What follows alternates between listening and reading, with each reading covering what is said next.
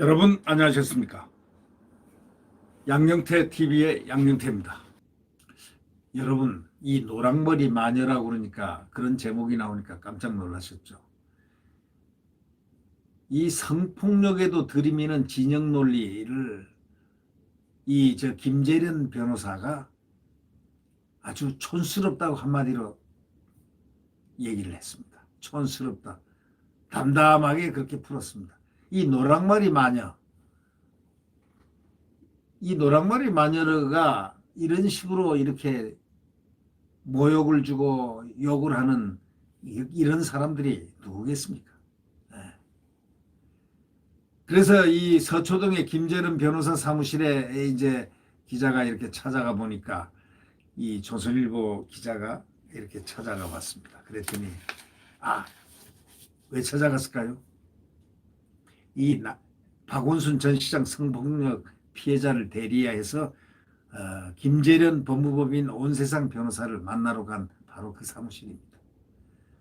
그 사무실에는 곳곳에 김영미 작가의 그림이 걸려 있었는데 관객을 만날 기회가 적은 젊은 작가들에게 대관 부담 없이 사무실에 여유 공간을 내준다는 취지로 이렇게 마련된 전시장이었다는 겁니다. 그 사무실이 바로 전시장이다 이런 얘기죠. 그래서 이 김재련 변호사는 김재련 법무법인 온세상 대표 변호사를 만난다고 하니까 주변에서 여럿이 물었습니다. 그 무서운 사람 아니야? 박원순 전 서울시장 성폭력 피해자 대리인이었던 그가 노랗게 염색한 짧은 커트머리에 빨간색 안경을 쓰고 매서운 표정으로 기자회견하는 모습이 뇌리에 남았기 때문에 이런 얘기를 하게 된 겁니다. 대중은 이 모습만 기억할지 몰라도 수많은 성폭력 피해자에게는 내용이 다릅니다. 김 변호사는 2002년 인권변호사 이명숙 사무실에서 15생활을 시작한 후에 19년째나 성폭력 피해자 대리인으로 살고 있는 사람입니다. 한국에서 성폭력 피해 사건 무료 법률 지원을 많이 한 변호사 중에 한 분입니다. 고려대 의대에서 고려대 학교 다니고 있는 이 남학생 3명이 동기 여학생을 집단으로 성폭행한 사건 아마 여러분들 기억에 남을 겁니다. 고대생 고려의과대학 3명이 같이 재학 중인 동기 여학생을 집단으로 성폭행한 사건이라는가. 어린 시절에 태권도 도장에 다니던 여성들이 사모에게 성폭력 또 성폭행당한 일들, 이런 등등의 일들이 성인이 돼서 폭로한 태권도 미투 변호인, 이런 아주 굵직굵직한 사건을 맡은 분이 바로 김재련 변호사입니다. 그 내용들을 알게 되면 깜짝 놀라죠. 지난해 박 시장 피해자를 대리한 후에 이런 이력이 바로 비난 대상이 됐습니다. 성에 관한 최고 정보통이라면서 국성원장이라고 수군거렸고 그를 마녀라고까지 이렇게 막 놀려댔습니다. 한 시민단체는 그가 박 전 시장 피해자를 설득해서 사건을 왜곡했다고 무고스러운 얘기, 무고에 대한 얘기, 무고 교사 혐의로 작년에 8월 경찰청에 고발 당한 적도 있었습니다.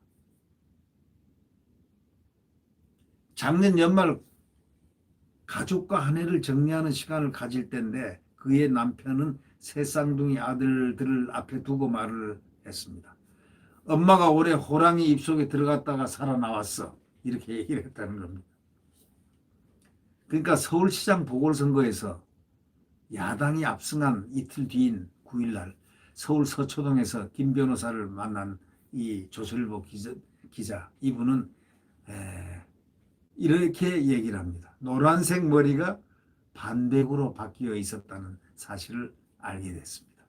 그는 피해자의 문제 제기 이후에 박 시장 지지자 민주당 의원들 2차 가해가 계속 있었다면서 민주당 후보가 당선되지 않는 것은 그들의 행위가 잘못됐다는 사회적 심판이 아니겠느냐고 이 김재련 변호사가 외쳤다는 겁니다. 맞습니다. 그러면서 자기 머리에 대해서 얘기를 했습니다. 이게 원래 제 머리입니다. 작년부터 흰머리가 너무 많이 나서 까맣게 염색해도 일주일만 지나면 귀 밑에 머리가 하얗게 올라옵니다. 그래서 미용실 원장님께서 아예 흰머리 나도 티 안 나게 바꿔달라고 했더니 아예 탈색을 해주셨는데 덕분에 작년에는 노랑대가리라고 비난 많이 받았습니다. 이렇게 얘기했습니다. 그러니까 결국 뭐냐? 이분은 원래 노랑대가리 그들이 얘기하는 노랑대가리가 아니고 이분의 머리는 그 흰머리가 많이 났기 때문에 그걸 커버를 하라는 미용실의 그 권유 때문에 물을 이 탈색을 하다 보니 노랑머리가 돼 있었는데 그걸 가지고 노랑대가리니 뭐니 하면서 얼마나 많은 비난을 했나 이런 얘기를 저희들도 들은 기억이 납니다. 그러니 소위 이런 자들이 과연 그의 본색이 누구겠느냐 비난자들이 우리가 가히 상상이 됩니다. 그죠? 이 김재련 변호사는 이렇게 얘기합니다. 박 시장 사건 이후에 다른 사건 의뢰인과 재판하러 가는데 법원 의자에 앉아있던 아주머니들이 김재련 아니야 저 미친 X라고 하더라는 겁니다. 노랑대가리 자살시켜야 한다고 글 쓴 사람은 바로 검도장 관장이었다는 겁니다. 참 이거는 가혹하기 짝이 없는 이야기입니다. 이 박 전 시장을 지지하고 추모하는 사람들이라면 대충 누군지 알 수 있지 않습니까? 누구보다도 인권에 대한 감수성이 높아야 하는 그럴 사람들이 아니 인권 변호사 박원순이었으니까 말이죠.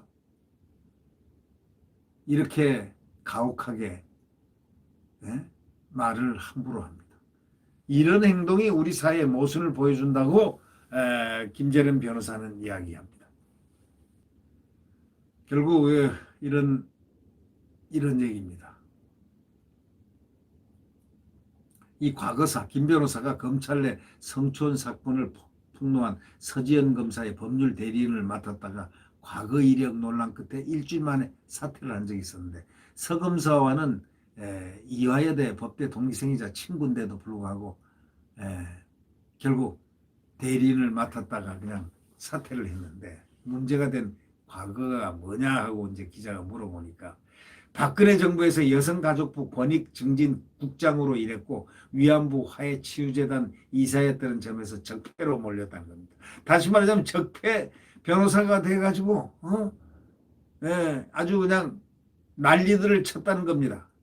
이게 말이나 되는 세상에 이런 얘기가 있다는 그 뒤에 어두운 과거가 이렇게 당한 과거가 있다는 것. 아니 변호사가 이렇게 당해야 됩니까? 변호사가 머리 탈색한 거 가지고 노랑 대가리 소리를 들어야 되고 또 여성가족부 권익증진국장으로 일했다고 하는 오히려 그 이력이 더 화려한 이력이 되는데도 불구하고 거꾸로 적폐로 몰다니요.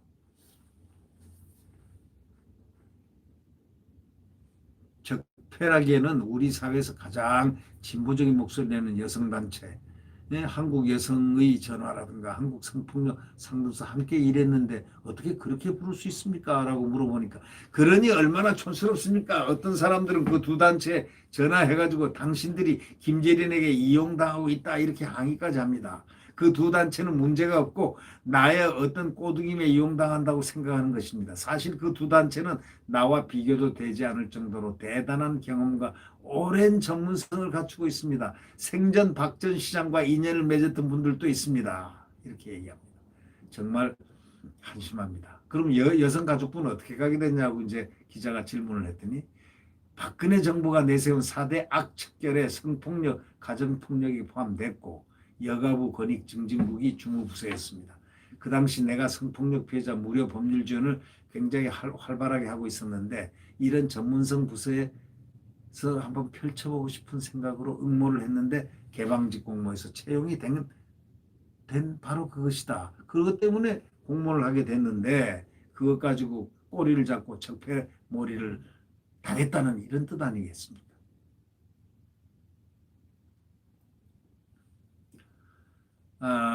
결국 이 김재련 이 변호사 참 대단한 변호사 같습니다. 그래서 노랑머리 마녀라고 그렇게 모욕까지 당하면서 성폭력에도 들이미는 그 진영 논리가 한마디로 이 변호사는 김 변호사는 참 촌스럽다로 아주 아름답게 표현을 했습니다. 촌스럽다. 그러나 그 내재된 그 마음속에는 굉장한 분노가 서려 있을 것 같다. 네? 이렇게 비난하고 하는 그런 진영에 대한 그 분노가 서려 있지 않을까 그런 느낌이 듭니다. 네. 내일 태양은 다시 떠오릅니다. 대한민국 자유민주주의와 시장경제를 회복할 수 있는 소위 자유민주주의와 시장경제 또 그리고 대한민국 헌법이 엄존하는 그러한 자유민주주의 대한민국 반드시 그의 태양이 내일 새벽 다시 떠오르겠습니다. 네. 구독 버튼과 엄지를 눌러주시면 고맙겠습니다. 안녕히 계십시오.